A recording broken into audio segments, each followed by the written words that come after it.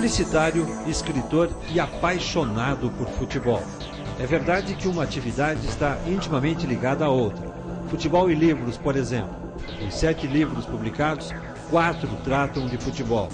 Mas é que Hernani Buchmann também é um dos responsáveis, ou o principal responsável, pelos caminhos da publicidade no Paraná.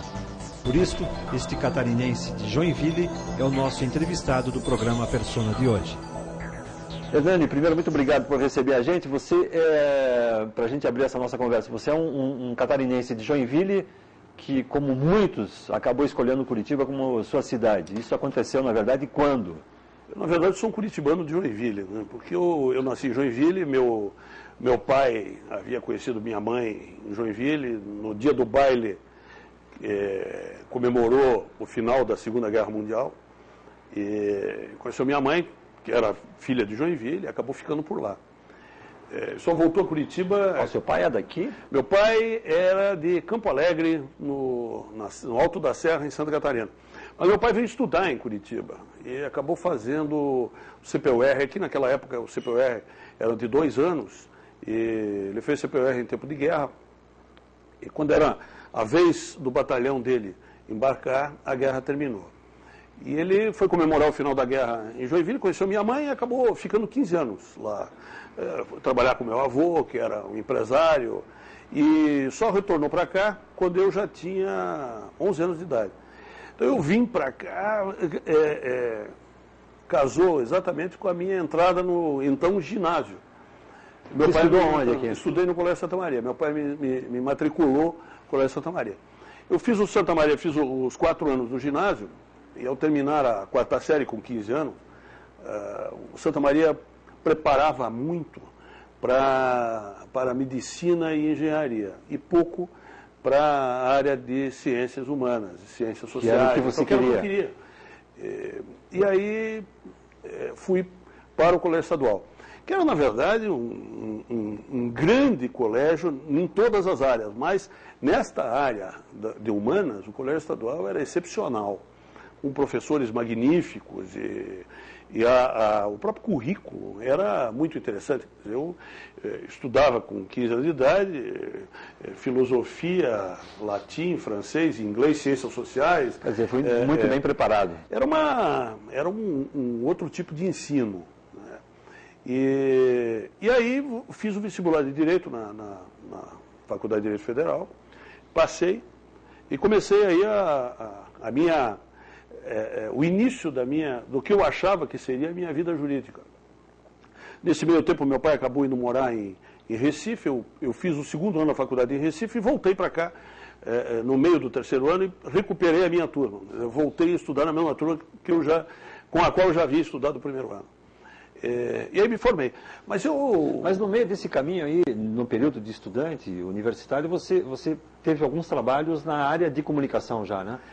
Eu cheguei a trabalhar com... Porque tem um compromisso seu com o seu pai de entregar o diploma.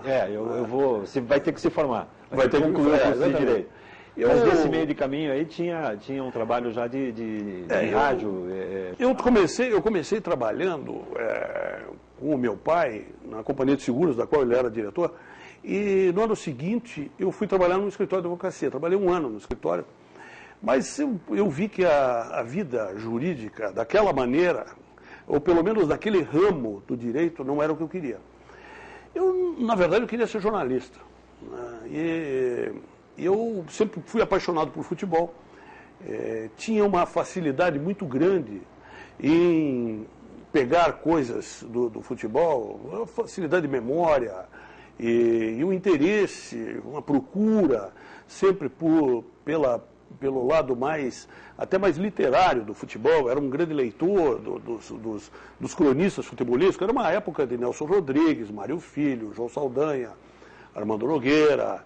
Eram todos grandes autores, não só de futebol. Se pegar um texto do Mário Filho, que escreveu exclusivamente sobre futebol, ele se sustenta em qualquer patamar de crônica, um dos maiores cronistas que já houve no Brasil. Sem falar no Nelson Rodrigues, que foi insuperável, né? Foi o maior cronista do futebol brasileiro, e um grande dramaturgo. Eram meus ídolos. E aí acabei, minha mãe, indo conversar com o Ayrton Cordeiro, que era nosso vizinho, e o Ayrton Cordeiro, na época, diretor da parte esportiva, da equipe esportiva da Rádio Clube Paranaense, me levou para a Rádio Clube. Então eu comecei no jornalismo pelo rádio. Trabalhei no rádio um tempo, e ao terminar o curso de Direito, já com a minha promessa ao meu pai cumprida, de entregar o diploma, eu pude ir embora para o Rio de Janeiro, que na época era a capital intelectual do Brasil, e era o sonho de todo jornalista fazer carreira no Rio de Janeiro, onde estavam esses grandes cronistas todos, onde estavam os grandes jornais, o Jornal do Brasil, a partir de agora conviver com a Fina Flor do jornalismo. Exatamente. Agora, eu tive uma proposta para ir para o JB, o Jornal do Brasil, mas o JB pagava um salário de fome, né? Aquele salário de foca, repórter iniciante sofre. Né? Eu não tinha como viver com aquele salário. Eu acabei aceitando um convite do deputado intelectual e ex-diplomata, Álvaro Vale, que tinha uma editora, fui ser revisor dessa editora, fiquei alguns meses trabalhando nisso, até que um amigo meu que trabalhava numa agência de propaganda me convidou para fazer um teste numa agência, eu fiz o teste e acabei ficando. Dizer, foi por aí que você entrou na área da publicidade? Por aí eu entrei na área de publicidade, meio sem querer, e continuei nela meio sem querendo, mas meio não querendo, né, falando melhor. Mas assim foi a minha vida toda. Você é um advogado que foi jornalista e que agora é publicitário. E que virei publicitário a vida inteira. Se contar o tempo de rádio, eu tenho 35 anos de comunicação. Se você contar só o tempo de propaganda, eu tenho aí, vou fazer em agosto, 34 anos. E a volta para Curitiba, como é que foi? Eu vinha muito para Curitiba, porque aquela coisa, você morou no Rio de Janeiro, você sabe que uma vez cada 45 dias, 2 meses, eu vinha dar um cheiro aqui. E os amigos me consumiam muito, porque era aquela coisa de ir na casa de um e à casa de outro, jantar com um, jantar com o outro. Eu acabei namorando aquela que depois foi a minha primeira mulher, e achei que era muito difícil ficar nessa vida de ir e vir. A qualidade de vida em Curitiba já era bem superior à vida do Rio de Janeiro. Era uma vida mais calma, mais tranquila.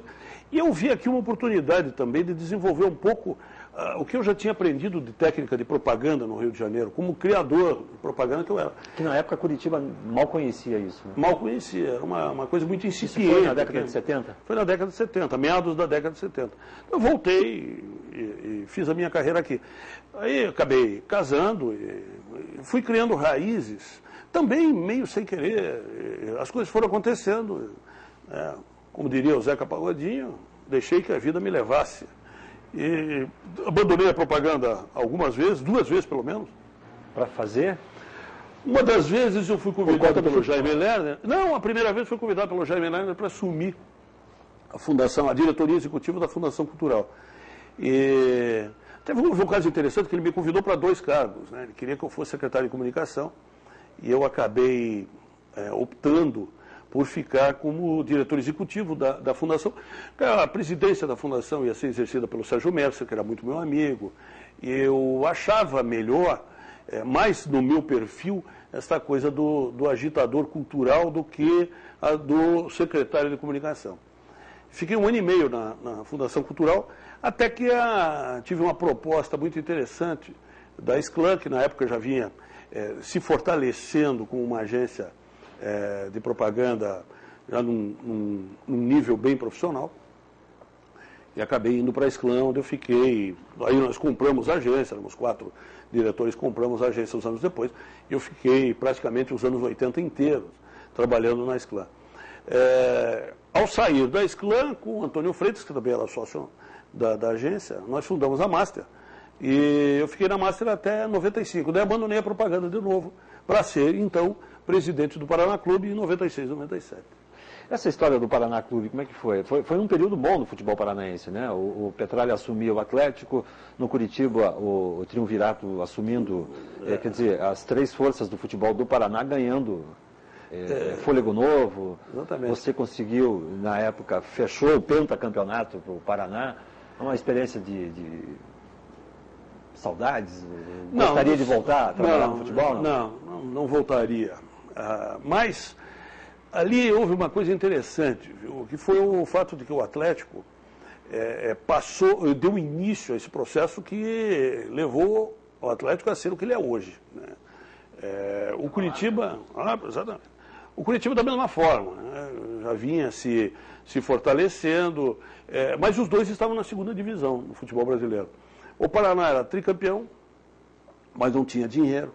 Eu assumi com um buraco grande no fluxo de caixa, embora as dívidas não fossem tão consideráveis, mas havia um buraco grande no fluxo de caixa. Havia prêmios a serem pagos, salários atrasados e uma dificuldade de você administrar o dia a dia. Mas o Paraná estava na primeira divisão do futebol brasileiro e era tricampeão paranaense. Então, eu fiz a minha gestão para manter a hegemonia. O meu objetivo foi manter a hegemonia e mantive a hegemonia. Dívida e tudo mais. Os trancos e barrancos, com muita dificuldade, mas conseguimos no nosso futebol, inclusive, né? Essa é assim que a coisa funciona até hoje. Exatamente. Eu consegui fazer algumas coisas bastante interessantes, dar início à construção da nova sede administrativa do clube, que depois o meu sucessor terminou e entregou. Algumas obras que foram boas. Eu acho que administrativamente também nós demos um avanço, fizemos uma negociação muito interessante com o supermercado Big para vender aquela sede da Avenida das Torres. E o clube se manteve na primeira divisão, se manteve na Copa do Brasil, entreguei o clube pentacampeão. E, infelizmente, depois houve uma série de transtornos administrativos e o clube entrou numa fase muito ruim. Mas hoje se recuperou bem, é o atual campeão paranaense. É interessante, mas não é uma experiência fácil de você encarar. O futebol é muito difícil. Não é um cargo que te dá saudade? Não, nenhum. De presidente ou qualquer outro que seja dentro do futebol? Olha, no último ano de presidente do Paraná Clube, eu posso te garantir que cada dia que eu acordava, eu contava os dias que faltavam para eu entregar. Se soubesse disso quando entrou, não teria entrado? Não teria entrado. 240 dias, 239... As pessoas que passam pelo futebol dizem exatamente a mesma coisa. Porque o que do lado de fora a gente não conhece que acontece lá dentro e que a gente se surpreende quando está lá dentro? Sabe o que acontece? Você vê como instâncias de cobrança de uma diretoria, num clube como o Paraná Clube, por exemplo, que é também um clube social. Você tem a sua diretoria cobrando do seu presidente. Os conselhos do clube cobrando da diretoria executiva. Pressão de torcida. Os conselheiros que não associados cobrando. A torcida cobrando. Os jogadores cobrando. A mídia cobrando. É só cobrança. É só cobrança. Então você sobrevive numa lâmina diariamente. Você anda num espaço muito difícil de se equilibrar. E isso vale em todos os níveis. Você tem um problema com um associado que se machuca dentro do clube, é um problema complicado, porque isso vai acabar gerando um problema policial, como acontece. Eu não tive, felizmente, associados que faleceram dentro da piscina. Isso acontece normalmente, né? Não digo normalmente, mas não é uma coisa rara de acontecer. E não só no Paraná Clube, todos os clubes do Brasil acontece isso, volta e meia. Eu nunca tive na minha gestão. Mas antes e depois, eu vi os problemas que isso acarretaram. Você tem problemas de jogadores, de contusão, problemas de família de jogadores, doping, como eu tive um jogador na minha gestão, há problemas de dívidas, há problemas bancários. Nós tivemos um problema seríssimo, que foi a transformação do Bameirindos no banco que o sucedeu. O cheque especial que o Paraná tinha foi cancelado de domingo para segunda-feira, de sexta para segunda. Quer dizer, os cheques que nós tínhamos dados, baseados naquele cheque especial, naquele limite, eu precisei ir buscar todos no mercado, pagar de outra forma. Os problemas são incontáveis, né? São incontáveis. E problemas judiciais, todos que você tem que enfrentar. Então é um desgaste que, olha, faltando uns meses para terminar a minha gestão, uma noite eu no escuro, né, a Tânia, minha mulher, se você não está dormindo, né? Eu falei, não, você não dorme mais, né? Eu falei, não, toda noite você acorda uma hora. Então eu dormia por exaustão às 11 horas, meia-noite, e acordava 1 ou 2 horas depois, sem condição de continuar o processo do sono, porque eu já previa o dia que eu tinha a enfrentar em seguida. Então, isso foi... Esses dias vi uma entrevista do João Malucelli dizendo que os 2 anos do Curitiba levaram 10 anos da vida dele. Eu faço minhas as palavras dele, é a mesma coisa. A sua paixão pelo Paraná Clube começou muito antes, desde os tempos do Ferroviário. Você acompanhou, aliás, quase todas as fusões aí, né? Acompanhei. Desde as primeiras até agora. Acompanhei por uma coincidência, eu era repórter quando o Ferroviário fez a fusão com o Britânia e com o Palestra Itália. E eu fui o repórter que cobria a Assembleia. E, ao mesmo tempo, eu era o repórter que cobria o Água Verde quando ele se transformou em Pinheiros. Por uma ironia da vida, 25 anos depois eu vim assumir o clube que resultou da fusão daqueles dois. Eu era vice-presidente do Colorado, fui um dos que trabalhou muito pela fusão em 89 e acabei virando, sou fundador do Paraná Clube, e acabei virando presidente até por uma continuidade desse processo. Eu fui diretor do Colorado durante 5 anos, antes da fusão, e depois fui diretor do Paraná Clube, fui vice-presidente de marketing e depois fui presidente nos anos seguintes. Quer dizer, eu fiquei como dirigente de futebol por praticamente uns 10 ou 12 anos. Mas eu era ferroviário não por uma ligação da família com a rede ferroviária. O meu pai era torcedor do Ferroviário, que foi campeão paranaense em 1944. Então eu sempre tive essa coisa. E havia uma outra coisa de cores, né? Meu pai era tricolor. Meu pai, onde tinha um tricolor, ele era a favor do tricolor. E assim valia para o Fluminense no Rio de Janeiro. São Paulo. E principalmente, não, São Paulo não, porque naquela época você escolhia um time do Rio de Janeiro e escolhia um time da sua cidade, né? São Paulo, o futebol de São Paulo entrou nesse processo já meados da década de 50 para frente. Antes disso, não. Então, ali é que se começou a escolher clubes também de São Paulo. Essa força do futebol paulista existia só lá no norte do Paraná. Isso, exatamente. No interior de São Paulo. Não existia. O restante, por que isso? Por causa da força do rádio, né? As rádios cariocas eram rádios mais potentes. O Rio era a capital do Brasil. O charme do futebol estava no Rio de Janeiro. Muito mais do que São Paulo. Apesar da grandeza dos clubes paulistas já vir lá dos anos 30. Então. Mas não, até antes, o Paulistano foi o primeiro clube brasileiro a excursionar para a Europa nos anos 20. Não, já era uma potência o futebol de São Paulo. Mas o charme estava nos clubes cariocas, né? O charme estava lá. E isso fazia com que você torcesse para os times cariocas antes de qualquer coisa. Então você tinha, no interior do Paraná, no sul, aqui, o sujeito em Ponta Grossa, ele era torcedor do Guarani, e no Rio ele era do Flamengo, que também era rubro-negro, né? E por aí ia, isso valia para Curitiba, valia para Santa Catarina. Tá certo, Hernani. Sobre essa sua paixão pelo futebol e outras tantas paixões, eu gostaria de continuar conversando com você no próximo bloco. A gente vai fazer um rápido intervalo, nós já voltamos.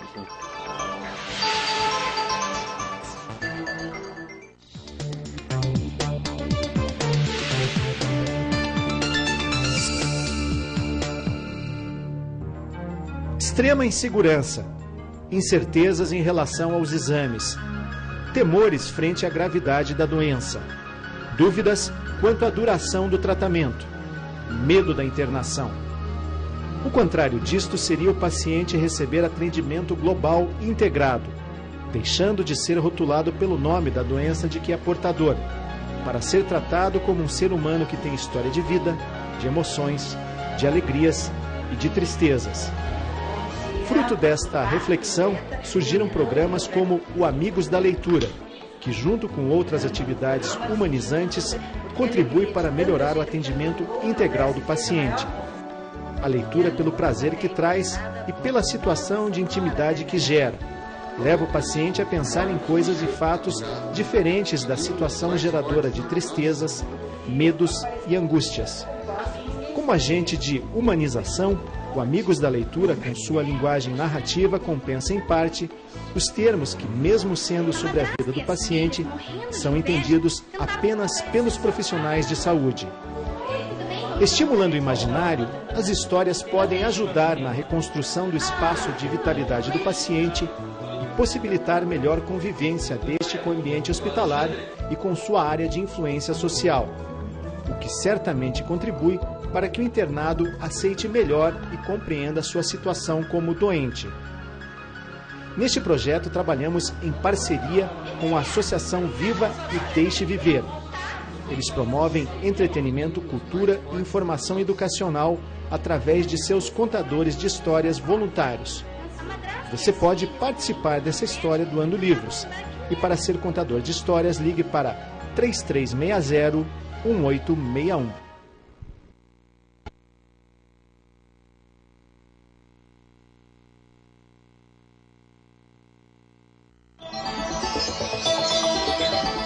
Você assiste ao programa Persona, que hoje conversa com o publicitário, advogado, jornalista e apaixonado por futebol, Hernani Buchmann. Terminamos o primeiro bloco falando de futebol e eu acho que uma coisa tem uma relação muito forte com a outra, né?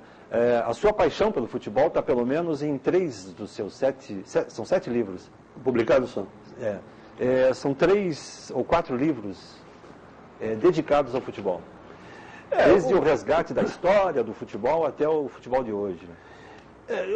Mais ou menos assim, talvez uma vontade minha de devolver um pouco ao futebol aquilo que o futebol sempre me deu.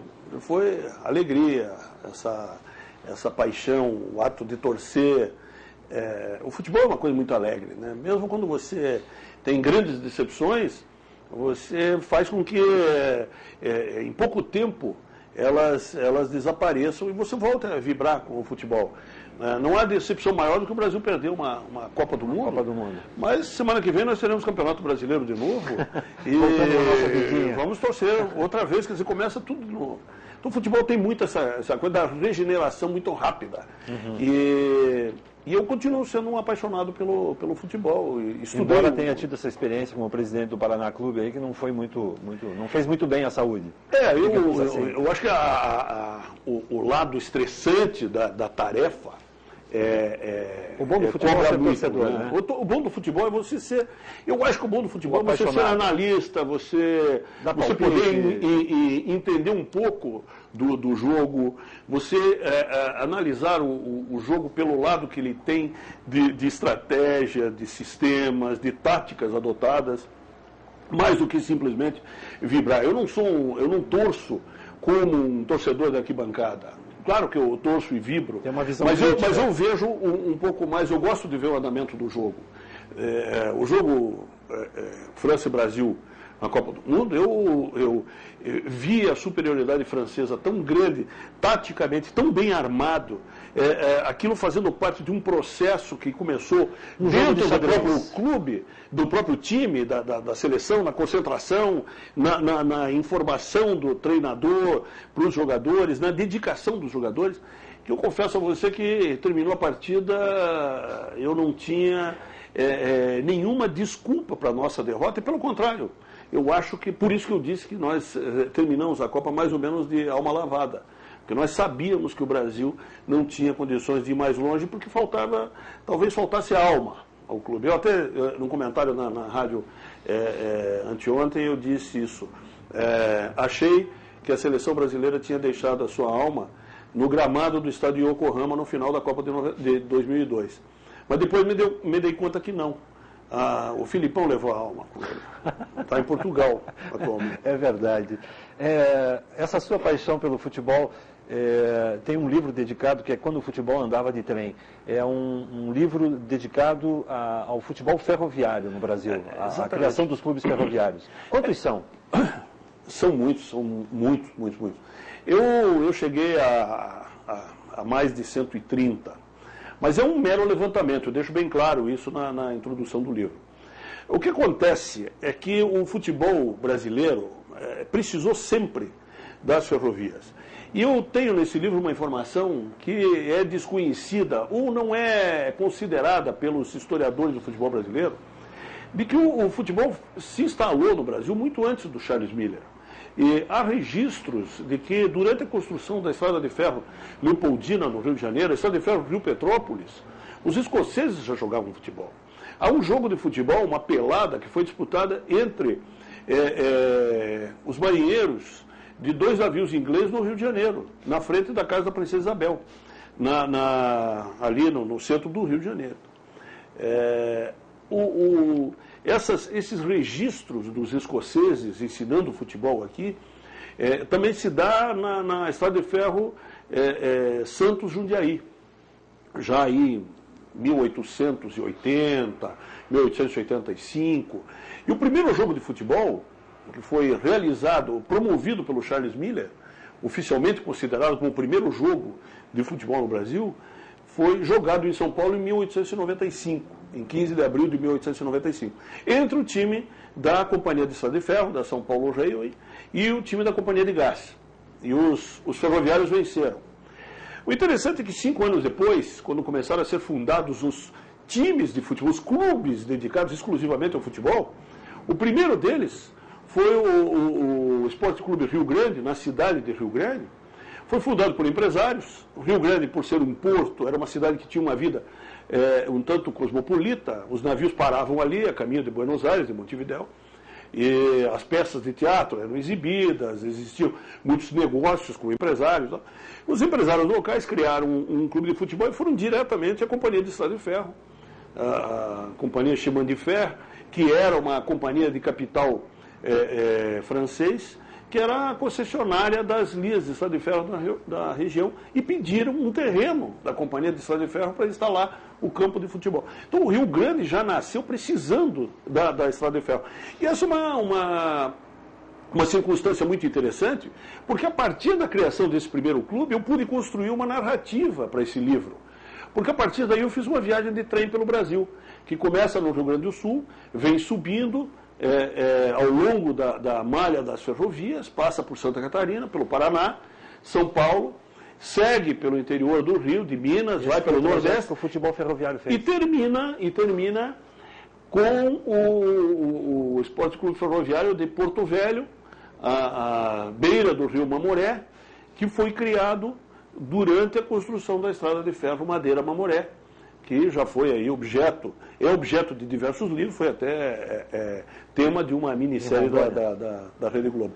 Então, o futebol ferroviário, o futebol brasileiro dependeu muito das ferrovias, porque os ingleses iam colocando dormentes e fazendo campos de futebol. E a outra coisa interessante é que a ferrovia levava ao crescimento, né? A ferrovia melhorava a economia, impulsionava a economia de cada um desses lugares. E o futebol foi chegando e foi se democratizando nesses lugares. Ele deixou de ser uma prática de elite como ele era no início, no Rio de Janeiro, São Paulo, aqui em Curitiba, em Porto Alegre, Nordeste da mesma forma. Com isso, o Brasil passou a ter um volume muito grande de clubes ferroviários. Eu levantei aí esses mais de 100, mas a grande maioria não chegou ao profissionalismo. A grande maioria ficou no amadorismo. Mas muitos, aí talvez 50, 60, tenham disputado campeonatos profissionais. Principalmente no estado de São Paulo. O estado de São Paulo teve o maior número de clubes ferroviários, porque o número de ferrovias em São Paulo também foi muito grande, pelo próprio desenvolvimento do estado. Você tinha em São Paulo a São Paulo Jundiaí, a Companhia Paulista, a Sorocabana, a Noroeste, a Mogiana, a Estrada de Ferro Araraquara, e por aí vai, a Estrada de Ferro Bragantina, todos eles, eu estou citando algumas aqui. Todas essas Estradas de Ferro geraram um volume muito grande de clubes. A Sorocabana teve 3 ou 4 clubes com o nome de Sorocabana. Às vezes era Ferroviário, às vezes era Sorocabana. Algumas cidades tinham 2 clubes ferroviários porque existiam 2 estradas de ferro. É o caso de Itararé, por exemplo. Em Itararé existia um clube da Rede de Viação Paraná Santa Catarina, que tinha lá o seu último, apesar de Itararé ser em São Paulo, a estrada de ferro terminava lá. E tinha um clube da Sorocabana. Os ferroviários de cada banda só se encontravam para jogar um contra o outro. E aí já nascia o clássico da cidade. Já nascia o clássico da cidade. Então o futebol ferroviário é uma coisa muito rica e precisava de um levantamento nesse sentido. Eu fiz um levantamento durante 2 anos, pesquisando isso, e viajando, fotografando, entrevistando pessoas, para poder fazer um levantamento que fosse mais ou menos fiel em relação ao que aconteceu. Ficou muita coisa de fora. Eu, por exemplo, deixei aqui escapar, por um esquecimento meu, uma ferroviária na Lapa e uma ferroviária em Londrina, que estavam fáceis aqui de fazer um levantamento deles, deixei escapar. Estava em casa. Estava em casa. Mas encontrei coisas, algumas joias fantásticas ao longo dessa peregrinação, essa pesquisa. Foi muito bacana isso. É uma das... outra paixão sua, embora muitos ainda não digam isso, porque você é um crítico da cidade de Curitiba, mas eu acho que dá para entender assim, essa crítica nasce de uma paixão que você tem pela cidade. Também está num dos seus livros, né? Onde me doem os ossos. E numa das frases tuas, aí você diz que Curitiba, você tem que aprender a ler Curitiba, né? Curitiba você olha pelo avesso. Como assim? Olha, eu sou um curitibano, apesar de eu não nascido aqui, eu sou um curitibano. E acho que Curitiba, a minha visão de Curitiba é uma visão de amor ácido. Alguém já me definiu assim uns tempos atrás, eu concordo. Eu acho que é uma visão crítica da cidade, que eu tento também desnudar um pouco da alma curitibana. E o Curitiba é uma cidade feita por imigrantes do centro europeu, né? Mesmo os italianos que vieram para cá são italianos do Vêneto. E com uma cultura mais fechada do que os italianos do sul da Itália, né, dos sicilianos. Então, nós não tivemos essa cultura do sul da Itália aqui. Nós temos uma cultura de italianos já com uma influência muito grande da língua alemã, do Império Austro-Húngaro, né, das franjas dos Alpes. Isso fez com que todos eles, quando se instalassem aqui, se instalaram em bairros fechados. Os alemães não, os alemães vieram para dominar o comércio curitibano e dominaram o comércio curitibano durante muito tempo. E você pega aí o volume de empreendimentos e lojas comerciais e tal, que eram de famílias alemãs. Os italianos ficaram meio no subúrbio, né, como os poloneses também.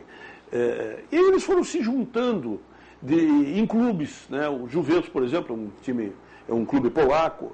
O Savoia e o Palestra Itália eram clubes italianos, embora não os de Santa Felicidade, né? Os de Santa Felicidade eram outros, o Trieste. Tem uma história interessante até, né? O Savoia se instalou atrás do Atlético, né? A sede do Savoia era atrás do Atlético, né? Mas havia um preconceito? Eles sempre foram, os atleticanos sempre foram mais expansivos, né? Sempre fizeram disso. O fato de que você pega a escritura de fusão do América e do Internacional que deu no Atlético, tem um Méder, né, que era o Lorival Méder, que era um alemão, um descendente de alemães, lá no meio dos atleticanos. Fora isso, eram famílias tradicionais, né? Barroso, Requião, Campos, Camargo, por aí afora. Então, o Curitiba foi feito por alemães. Então, os dois clubes mantiveram durante algum tempo essa hegemonia a partir da decadência do Britânia, que foi o primeiro time hegemônico no futebol paranaense no final da década de 10 e o início da década de 20. O Ferroviário só nasceu em 1930. E o Britânia tinha uma ajuda da Companhia de Estrada de Ferro, da Brasil Railway, nos primeiros anos. E depois os próprios ferroviários acharam que era o momento de fazer um clube próprio deles. E o ferroviário, quando nasceu, já aí com a ajuda mais ostensiva da rede ferroviária, a rede de viação Paraná-Santa Catarina, já nos anos 30, acabou sendo um terceiro pé nesta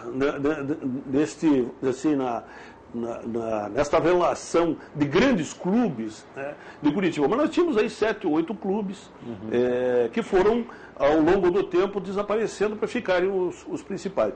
Então, você pega Curitiba, uma cidade que foi feita por essas pessoas um pouco mais fechadas. A própria aristocracia curitibana que fundou o Atlético também se fechava dentro dos seus ambientes, né? E fez com que a cidade passasse a ter, e até por causa do clima também, um pouco dessa característica de não se abrir, né? Curitiba é uma cidade que se preserva, é uma timidez que nós mantemos até hoje. Mantivemos ao longo do tempo disso, né, Hernani? O curitibano parece que sente orgulho disso. Então, Curitiba é a única cidade em que o sujeito vê um amigo vindo em sua direção, atravessa a rua, porque acha complicado cumprimentar, né? Tem que cumprimentar, gastar um aperto de mão, abraçar o sujeito. Então, o cara atravessa a rua, dá um oi de longe, pronto, ou abaixa a cabeça. Né? Isso é muito comum, né? Curitibano fazer isso. Então, você para conhecer... Você tem uma história, inclusive, que lembra isso, né? Que é bem esse perfil do curitibano aí, na sua época de estudante, universitário. Eu convidei um colega de faculdade, tinha vindo do interior para jantar na minha casa, e ele ficou absolutamente deslumbrado, que tinha sido a primeira casa do curitibano. Eu não sou curitibano. Não sou curitibano.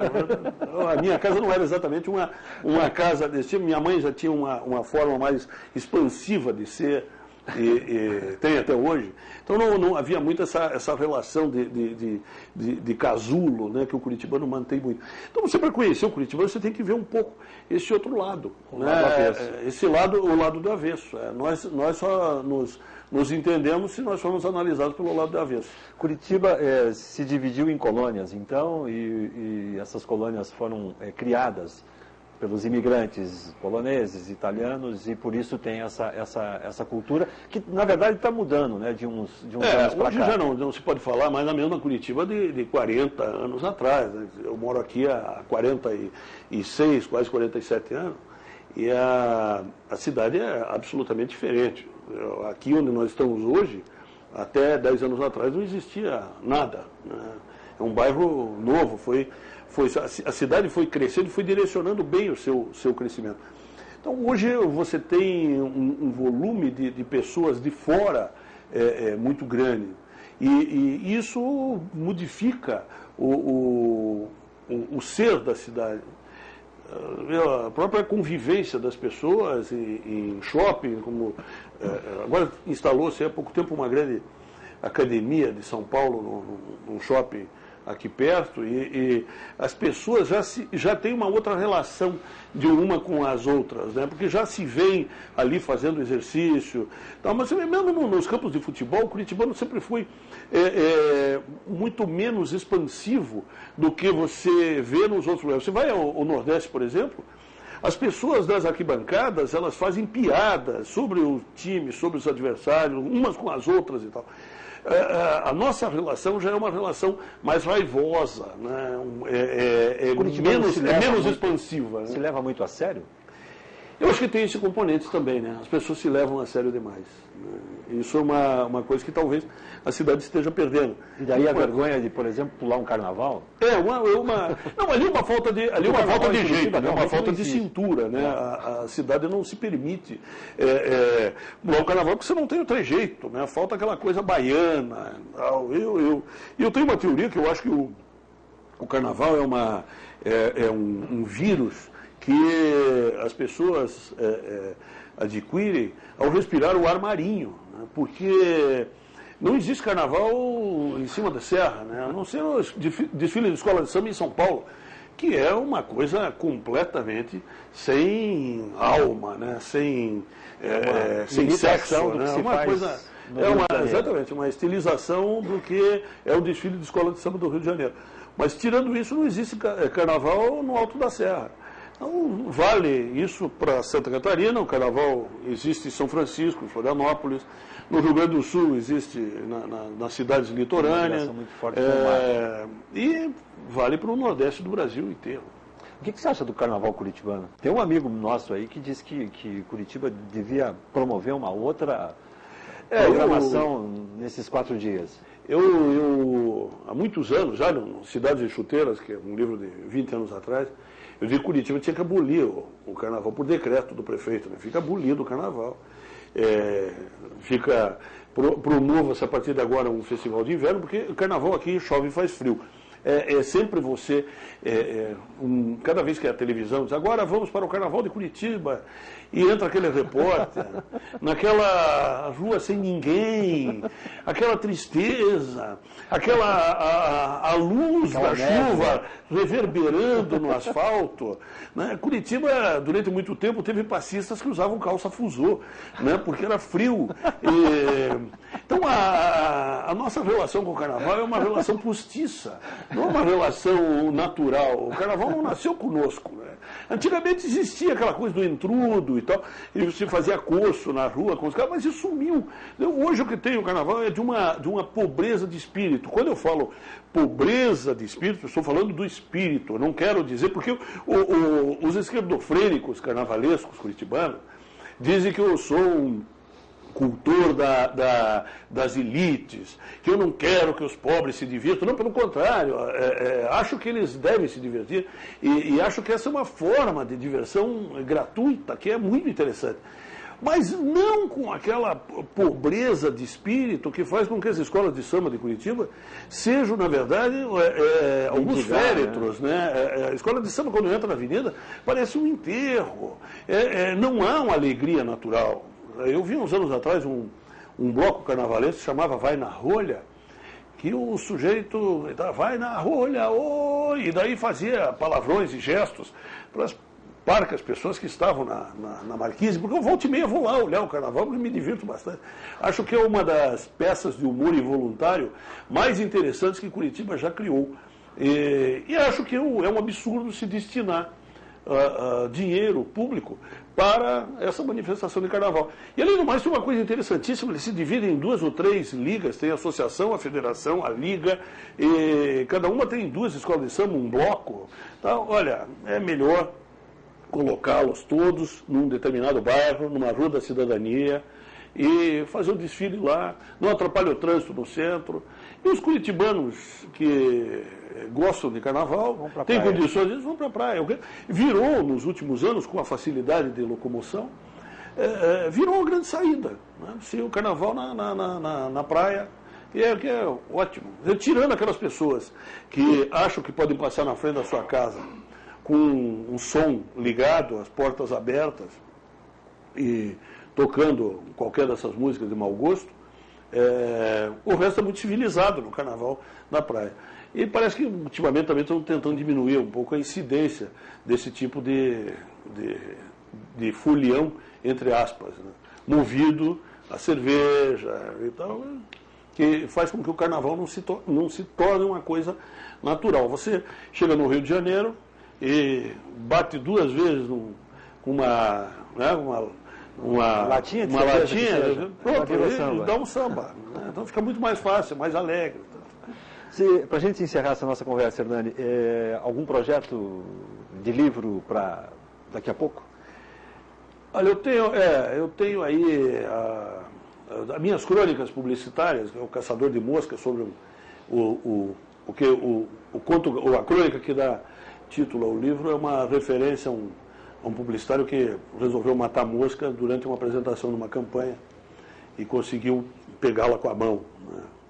E aí a minha apresentação já estava comprometida, e assim que ele pegou com a mão, eu parei a apresentação na frente de todos a diretoria do cliente, anunciante, e falei, agora você tem 2 alternativas, ou você esmaga, ou você solta.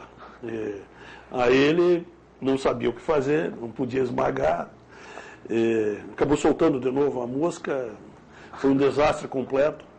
Mas ele saiu dali e foi demitido na calçada, na frente do escritório do cliente. E esse é um livro que deveria ter saído já há uns 4 anos, está pronto desde 2003 e deve sair agora.